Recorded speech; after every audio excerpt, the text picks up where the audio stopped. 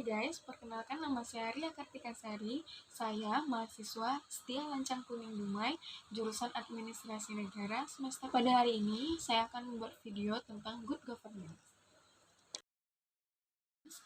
Good governance adalah tata kelola pemerintahan yang baik, seperti pemerintahan yang efektif, efisien, transparan, akuntabel, dan bertanggung jawab. Artinya, penyelenggaraan pemerintahan diharapkan tepat sasaran sesuai dengan rencana strategis yang telah ditetapkan, berdaya guna dan berhasil guna, terbuka dan dapat diawasi oleh semua orang, serta bertanggung jawab terhadap segala kebijakan yang telah ditetapkan.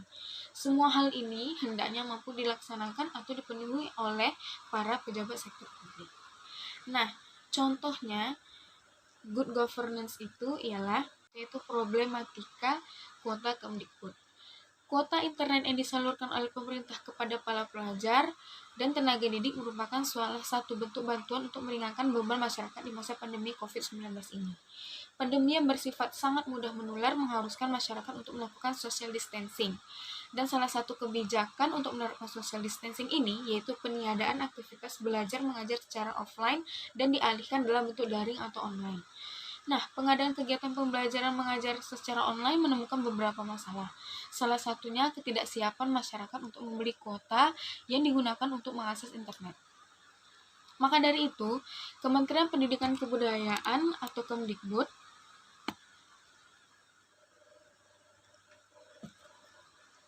memberikan bantuan kuota untuk pelaksanaan pembelajaran jarak jauh. Pemberian bantuan ini merupakan konsep yang baik untuk menjawab masalah yang dimiliki masyarakat. Sebagaimana tercermin dalam survei yang dilakukan Arus Survei Indonesia menunjukkan bahwa 84,7% masyarakat menilai bantuan kuota gratis Kemdikbud merupakan langkah yang tepat. Meski demikian, dalam praktek program bantuan kuota ini masih memiliki beberapa aspek yang dipermasalahkan. Untuk pencegahan agar kuota tidak disalahgunakan, pemerintah membagi kuota ke dalam dua kategori, yaitu kuota utama dan kuota untuk belajar. Kuota utama ialah kuota yang dapat digunakan untuk mengakses seluruh laman dan aplikasi, sementara kuota belajar hanya digunakan untuk mengakses laman dan aplikasi pembelajaran yang tercantum pada website kuotabelajarkemdikbud.go.id. Nah, hal tersebut memicu banyak keberatan dari masyarakat yang menilai pembagian ini tidak proporsional.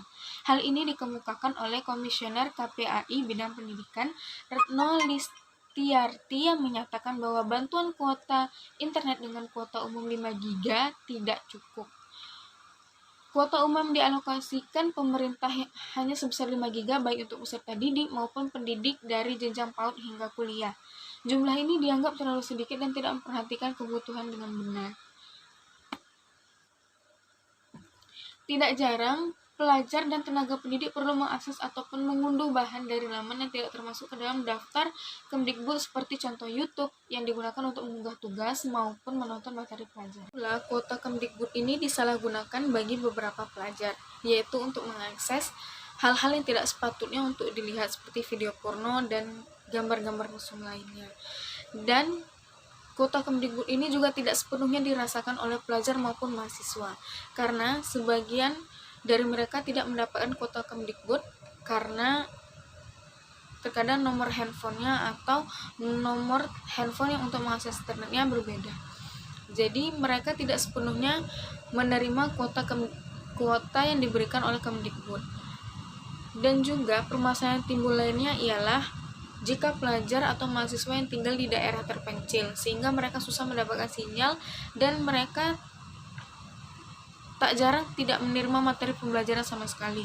Dan masalah lainnya ialah pelajar yang kurang mampu yang tidak bisa membeli HP Android, sehingga mereka tidak bisa mengakses internet untuk bisa mendapatkan materi pembelajaran, dan mereka hanya menggunakan buku paket yang sudah diberikan dari sekolah tanpa mengetahui bagaimana cara mereka untuk belajar yang semestinya.